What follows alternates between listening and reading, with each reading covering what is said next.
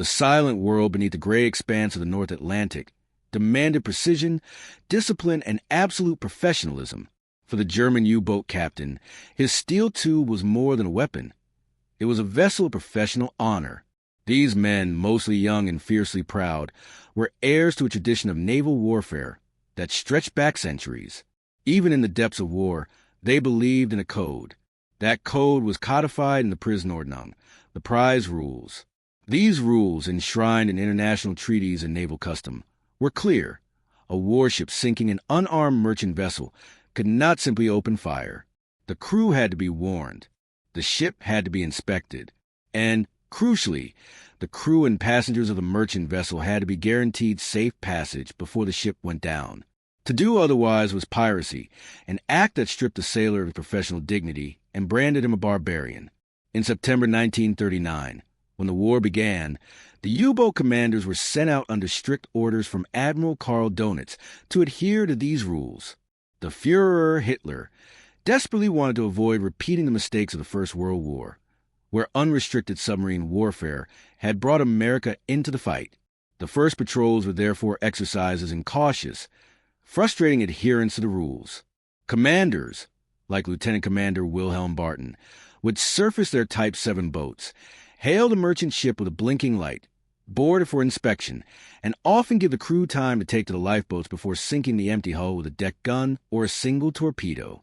This was warfare, but it was warfare conducted with a degree of cold, professional chivalry.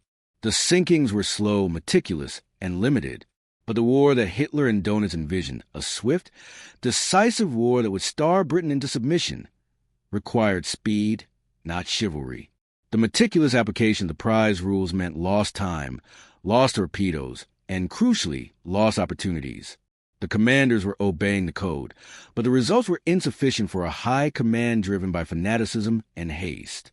The U-boat captains felt the tension immediately.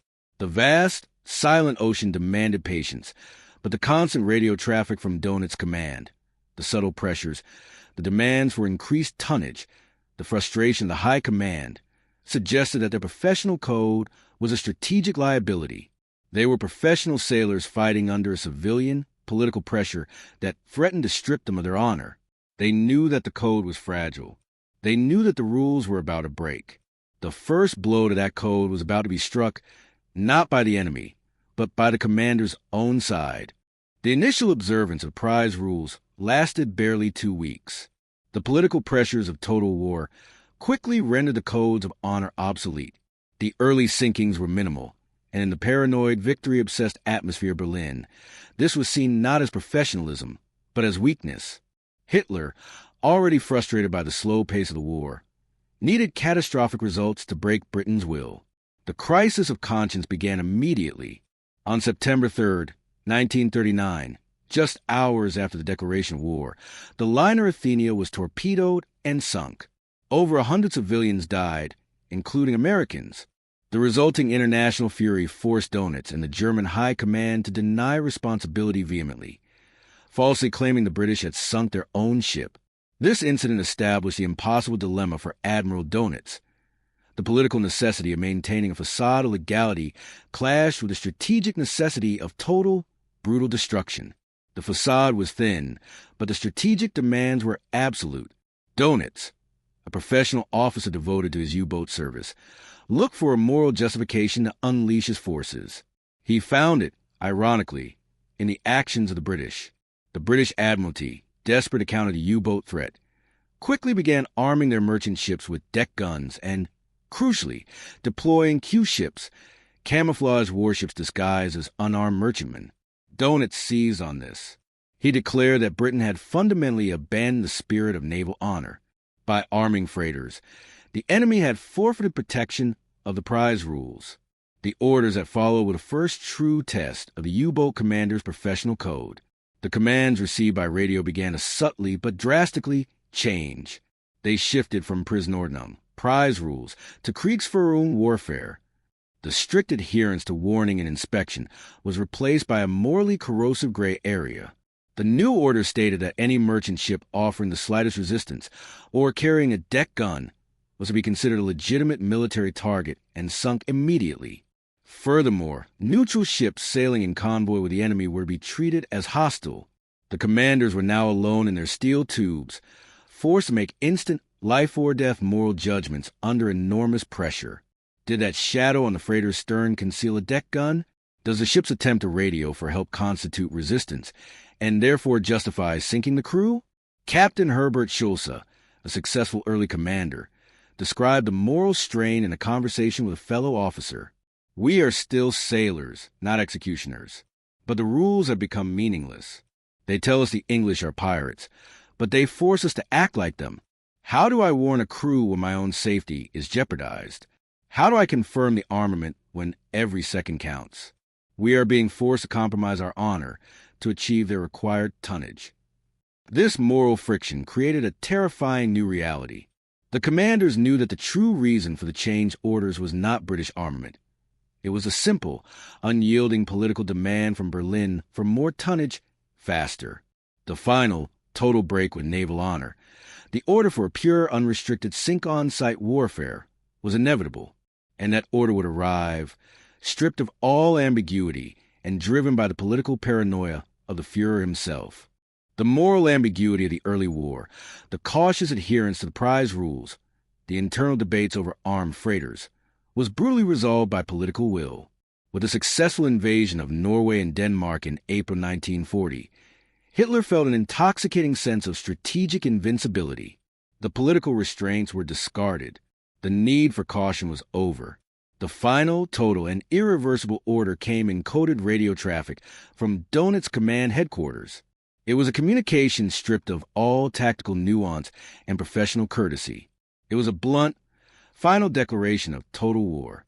The order was simple: unrestricted submarine warfare in designated operational zones, including the western approaches, the North Sea, and ultimately the entire Atlantic.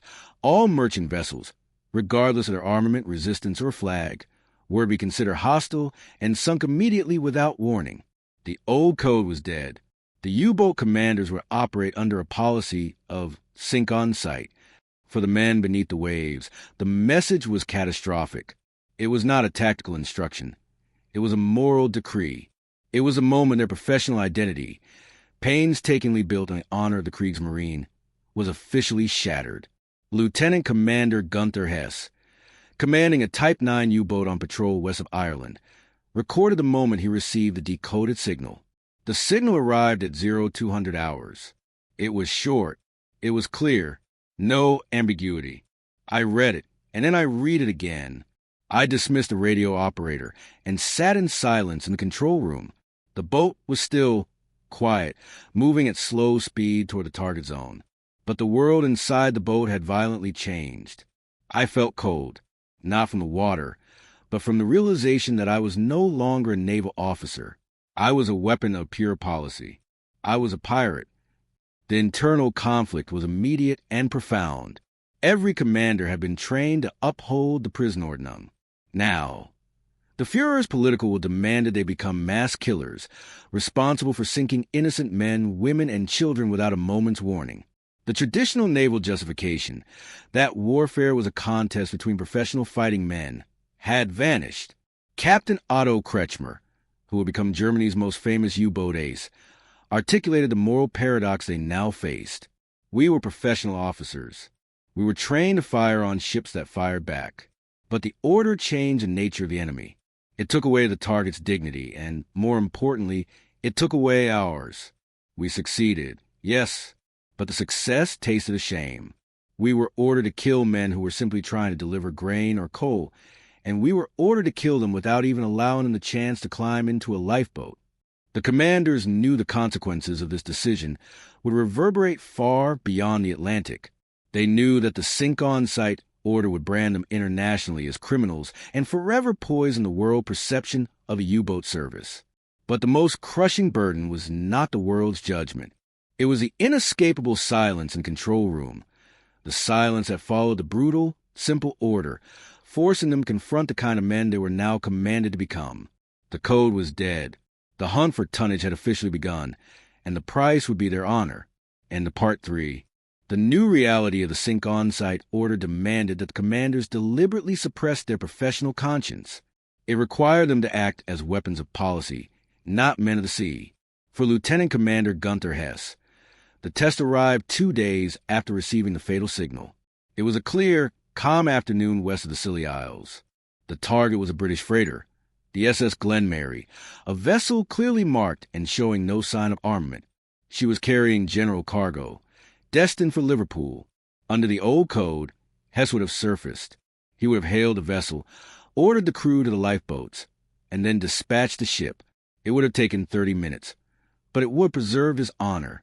Under the new order, every minute was a risk to the Reich's supply goals. Hess was now commanded to eliminate the target instantly. He tracked the freighter for 2 hours. He saw the men on the deck, smoking and working. He saw no deck guns, no signs of resistance, no evidence of hostile intent. The target was civilian, unarmed, and utterly vulnerable.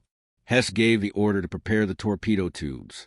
The air in the control room grew thick with a tense, unnatural silence. The crew, hardened professionals who had performed dozens of cautious sinkings, now moved with new, unsettling dread. The final command from Hess was barely audible above the hum of the engines. 2-1 fire. The torpedo ran true. The explosion that followed was not the glorious, righteous sound of naval combat. It was a sickening crack of an execution. The SS Glenmary broke apart instantly, collapsing into the sea. The U-boat dove immediately, not for strategic safety, but for moral escape. Hess ordered the boat deep, seeking the comfortable silence of the depths, hoping it would drown out the image of the men scrambling from the wreck. But the silence only amplified the horror. They had not defeated a warship. They had destroyed a civilian target and killed its crew without warning. In the aftermath, Hess's sole act of professional duty was to write the account in his logbook. The log was required to be a model of objective, concise naval reporting. He wrote the required facts, position, time, tonnage, and the code unrestricted warfare as the justification. But the log could not record the one crucial detail, the immense, crushing burden of guilt that settled upon him. He was no longer a hunter. He was simply a killer. The entry was a masterpiece of cold, professional dissociation. 1,730 hours. Sunk merchant ship Glenmary for 1,100 tons. Unrestricted warfare in effect. Torpedo expended. Result successful. That final, hollow word, successful, rang with betrayal. The tonnage was recorded, but the moral cost was not. Hess knew that this sinking, multiplied across the entire U-boat service, meant that the price of their success was the death of their collective honor. The silence in the control room that followed the sinking of the SS Glenmary was not just the captain's burden. It was the entire crew's shame. These were young sailors, many barely out of their teens, indoctrinated in the discipline of the Navy, who had just participated in a cold-blooded execution. They were trained to be warriors, but the act felt like murder. In the confined space of the U-boat, the emotional reaction was palpable. The usual post-sinking elation, the cheers, the congratulations, was absent. It was replaced by a heavy metallic silence that amplified the guilt. They had succeeded, but the success tasted of ash. The camaraderie of the sea was poisoned by the moral horror of what they were now commanded to do. The true conflict was a professional sailor's self-image colliding with the political reality. The problem, however, was not confined to the depths. It was a political crisis for Admiral Donitz. He knew that if this moral protest spread through the U-boat service, the most effective weapon in the Reich would be paralyzed. The commanders needed not only to be ordered to kill, they needed to be justified in killing. Donitz and the high command set the propaganda machine into motion to sanitize the brutality. Every sinking was reported as a heroic action against armed enemy pirates. The true nature of the targets, the unarmed tramp steamers, the slow freighters, was scrubbed from the official narrative. But Donitz also addressed his captains directly, suppressing the moral dissent through an act of intellectual rationalization. He argued that the U-boat commanders were the only true realists. The world had abandoned the codes of honor. Britain, by arming its ships and using Q-ships, had effectively started unrestricted warfare, and therefore German ruthlessness was merely a necessary countermeasure. Donitz's message to the commanders was absolute, demanding an adherence to the new rules that permitted no weakness. The enemy, by his own actions, has destroyed the foundation of the cruiser rules. We are now fighting for survival of the German nation. Any captain who hesitates, any captain who allows his own personal sentiment to jeopardize the sinking of one more ton of enemy steel is not only betraying his oath, but is betraying the millions of German people who depend on our success. The moral cost of the mission was replaced by the numerical currency of tonnage. The commander's honor was now measured not by the rules he kept, but by the ships he sank. Captains like Gunther Hess realized they were trapped. They were forced to commit to a terrible cognitive dissonance. They had to act as cold-blooded executioners, while simultaneously maintaining the professional self-image of a disciplined warrior. The only way to survive the moral crisis was to turn off the mind, to see the targets not as human crude vessels, but as mathematical symbols, tons of steel to be subtracted from the enemy's ledger. The professional discipline of a U-boat service, once its greatest strength, was now brutally co-opted to serve as the perfect tool for political murder. The U-boat commanders, forced into the ethical void created by the sink-on-sight order, delivered the results Berlin demanded. The tonnage figures soared.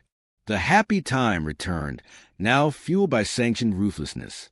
The U-boats, operating without the constraint of the prize rules, became catastrophically efficient. They sank millions of tons of shipping. They delivered the knockout blow that Hitler believed would win the war. But the success came at a shattering moral cost, one that was soon mirrored back to them by the enemy. The Allies, faced with the indiscriminate slaughter of their merchant marines, decided that the rules of war had been irrevocably shattered. If the Germans would sink unarmed freighters without warning, the Allies would no longer treat the U-boat crews as professional sailors worthy of rescue. The nadir of the moral war arrived with the Laconia incident in September 1942. The German U-boat U-156 sank the British troopship Laconia, which was carrying 2,200 people, including Italian prisoners of war. The commander, Lieutenant Werner Hartenstein, saw the human horror and, in a chivalrous act that recalled the old code, began rescue operations. He even broadcast his position to the Allies, promising safe passage for the rescue effort. The response was not chivalry. An American bomber arrived and attacked the U-boats involved in the rescue, forcing them to submerge and abandon the survivors, many of whom drowned. The fury of the German High Command at this act of perceived barbarism was immediate.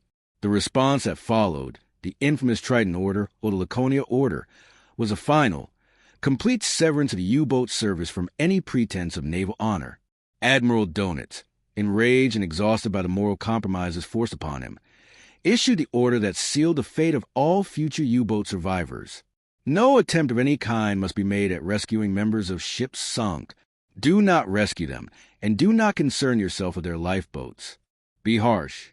Be conscious that the enemy has no regard for women and children in his bombing attacks on German cities. Therefore, every measure, even the harshest, is correct. The order, received by the U-boat commanders, confirmed the terrible paradox of their service. They had abandoned the code first, and now the code was abandoned entirely. They were no longer allowed to save men, nor could they expect to be saved themselves.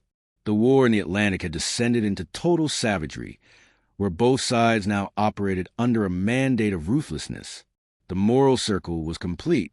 The U-boat captains, who had argued against sinking unarmed merchant ships because it was murder, were now explicitly ordered to commit murder by neglect. They had asked for professional honor and had received total, unforgiving war. The German U-boat service achieved its strategic mandate. It sank over 14 million tons of Allied shipping. It brought Great Britain to the very brink of starvation and surrender. The tonnage figures, the pure mathematical metric that Berlin demanded, were delivered, but the cost was absolute. The policy of sinking unarmed merchant ships, the forced abandonment of the Prisonordnung, stripped the U-boat captain of his honor and, ultimately, led to the destruction of his service. The moral compromises led directly to the Allied ruthlessness that followed, the refusal to rescue survivors, the relentless technological pursuit, and the final annihilation of the U-boat WAF, which suffered the highest casualty rate of any service in the German military, over 75%. The captains who survived, men like Gunther Hess, who had executed the first orders for sinking unarmed ships, were left with the cold, Hard truth of their service. They had won the tonnage war, but they had lost the moral war. What did German U-boat captains say when they were ordered to sink unarmed merchant ships? Out loud to their radio operators, they said, "Jaw." They said it with the tight-lipped, professional obedience that was their code. They wrote it in their logbooks with cold, technical precision, recording time, tonnage, and success, as Lieutenant Commander Hess had done after the sinking of the SS Glenmary. But in the quiet, desperate privacy of their own minds, they said something else.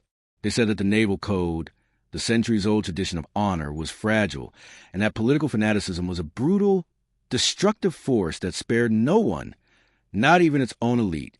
They realized that they had been betrayed by their own belief system, that the rules they held sacred were dismissed as a strategic liability by their own Führer. They realized that the moment they were ordered to become executioners of unarmed crews, they themselves became morally disposable. That act, the torpedoing of the unresisting, justified the ruthless counterattack, the abandonment of U-boat survivors, and the final, total devastation of their service. The policy succeeded in raising the tonnage. It failed in every measure of honor, and the captains who survived the war carried that final, terrible silence with them.